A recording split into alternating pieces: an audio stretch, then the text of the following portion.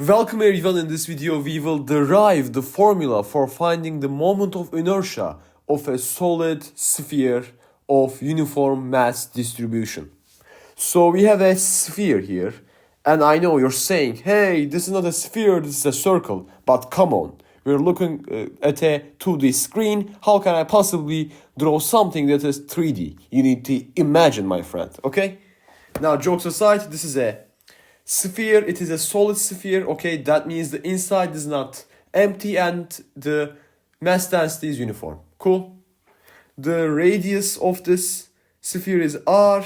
Its mass is capital M, the total mass. So we're asking what is the moment of inertia of this sphere, and the axis is going through the center of mass, okay? You can choose any axis that goes through the center of mass. This is a symmetrical picture. But let's just stick with the first one that I drew.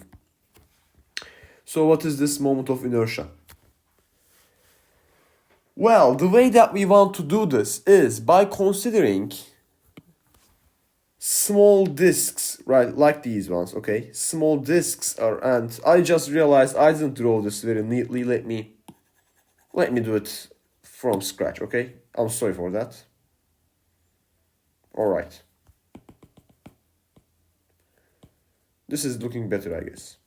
So we will choose little disks around our sphere like so, and these are full, okay? These are disks.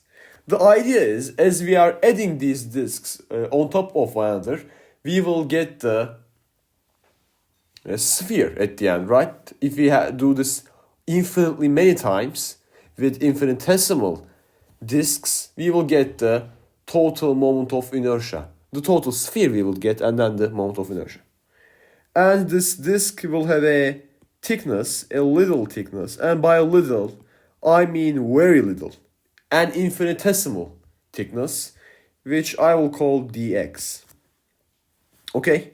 It will also have a radius of r, and its distance to the center of the sphere will be named x. Notice that I use x and dx on purpose because dx is an infinitesimal increment along the x direction, okay? It is not a coincidence that I chose x and chose the width to be the differential of it, okay? It is on purpose. Now, the question then becomes, since I said that we will add the disks on top of another, that means we will find the moment of inertia of a disk, add them all up using an integral to find the total moment of inertia. But the question is then, what is the infinitesimal moment of inertia that we are interested in? And to do that, I mean, you could prove this, and perhaps in a future video I can prove it, but the formula is, if you want, trust me, the formula is 1 over 2 mr squared. And of course, I should write capital M because the mass of this disk will be dm, little m, infinitesimal m, because since we chose an infinitesimal width, this is a very tiny disk, so it has a very tiny mass. This is dm, then the radius squared, the little r squared, not capital R, okay? This is the moment of inertia of a disk. Now, I want to focus on this dm because, like, if I were to add these up, how do I add them? As dm changes, r squared changes, so it is a mess. We need to get out of this. And at the end, I want to have something in terms of x and dx. It will be easy to integrate in that case. Well, then how do we deal with dm? We use an assumption that I stated at the beginning of the video. We assume that the solid sphere is uniform. Its mass distribution is uniform. So if we, let's do it, I don't know here. If we divide the whole mass by the whole volume, which is 4 divided by 3 pi r cubed for a sphere, if we do this, then this should equal the mass of the disk divided by its volume. Well, what is its volume? It is a disk. It is a cylinder, basically. So it will be the cross-sectional area times the height. What is the cross-sectional area? It is a circle. It is pi r squared. And then the height, which is dx. Okay? And then I want to solve this for dm. If I do that, I get that dm is equal to, well, pi's cancel. That's always nice. So we will have, check my math, this will be 3 capital M r squared divided by r cubed dx. Let's see, is this correct? We have a 4 here as well. Okay, now it is correct, I believe. Yeah, this looks fine. Okay, cool. But still, I'm not satisfied yet, because even though I have dx, I don't see x anywhere. I only have r squared. I have r as the variable, but I don't have its differential. I need to use x in my calculation.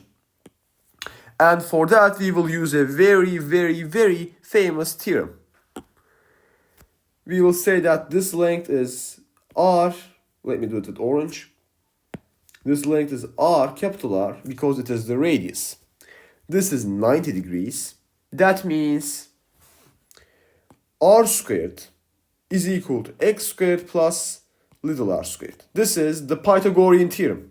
It is very famous. You probably have heard of it before. And I want to solve for r squared. So it is r squared is equal to r squared minus x squared. Okay, that's enough.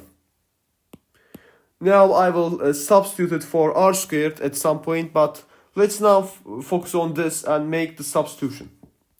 So we will have that the infinitesimal moment of inertia of a disk is equal to 1 over 2 dm, which is right there. So 3m r squared, this business, and then r squared. Okay? So in fact, we have r squared times r squared, which makes the power of r 4. And of course, I can combine this 2 and 4 to get 8. I multiply them. So we can write di is equal to 3m over 8 r cubed. And for r to the power of 4, I will use this idea. I will say r to the 4 is r squared squared. So it is nothing but this business right here. And we have the dx. Now we are ready to take the integral on both sides, because the variable is x, the infinitesimal is x, the differential is x. So we can deal with this. Let's take the integral. On the left, it will range from 0 to I. And on the right, I could put it here, but 3m over 8r cubed is just a constant, which can be taken out of the integral. So let me put it here. And what will the boundaries be? This is quite important. Notice that x is starting from this point and ending at this point. Since we choose the center of the sphere as the origin, the downwards will be negative, okay? That is the convention that I'm using. Downwards is negative, so this is negative r, and the top point is r, which means the integral is from negative r to r. And then, well, then we just take the integral. Yeah, that's what we do. Maybe I should expand the integral so that we see it better. So let me solve left one. Left gives I, okay? It gives I. On the right, we have the coefficient, the integral with the boundaries, and inside I'm just taking the square. It is r to the 4th minus 2r squared x squared plus x to the 4th, and then the dx. Now, how do we deal with this integral? Well, r to the 4th, it will be r to the 4th times x minus x squared, increase the power by 1, divide by the new power, so 2 over 3 r squared x cubed minus, plus, increase the power by 1, divide by the new power, so x to the 5th divided by 5, and the boundaries. Let's substitute the boundaries. So it is 3m 8r cubed. And then we will first substitute the upper boundary. So r to the 5th minus, it is 2r to the 5th over 3 plus r to the 5th over 5. then a minus by the fundamental theorem of calculus. Now I substitute the negative r, so it is negative r to the fifth. We have x cubed, so it will give a negative r cubed. But we have a negative here already, so they become a positive. 2r to the fifth over 3, and then negative r to the fifth over 5. Notice if I distribute this negative sign, if I make it an addition, it will just reverse the sign of all of them. So this is a plus, this is a minus, and this is a plus. This is a plus. So you can see that the first group and the second group are identical, which means I can find the sum of the first group and then multiply it by 2 to find the value of all the things that are inside the brackets. So let me do that. Which means we will have 3m divided by 8r cubed. As I said, we will multiply by 2, excuse me. We will multiply by 2 the sum of the first parentheses. So what is this part? What is this? Well, let me do it here. We will have, so the common denominator will be 15. We will have 15 minus, so 5 times 2, it is 10, plus 3, r to the fifth, r to the fifth. 15 minus 10, 5, plus 3, 8, 8 over 15, r to the fifth. So that is the value. And there are some nice cancellations that occur. What are they? Well, r cubed cancels, leaving us r squared. This 8 cancels. This 3 and 15 simplifies to 5. So the final result, which I will write with red to emphasize, is, well, let's see, it is 2m, so it is, let me write it like this. It is 2 over 5 mr squared. And this, my friends, is the formula to find the moment of inertia of a uniform solid sphere. And the moment of inertia is with respect to an axis that goes through the center of mass. Anyways, I hope this video was helpful. If you have any questions, please write them in the comment section. I hope to see you in another video. Until then, take care.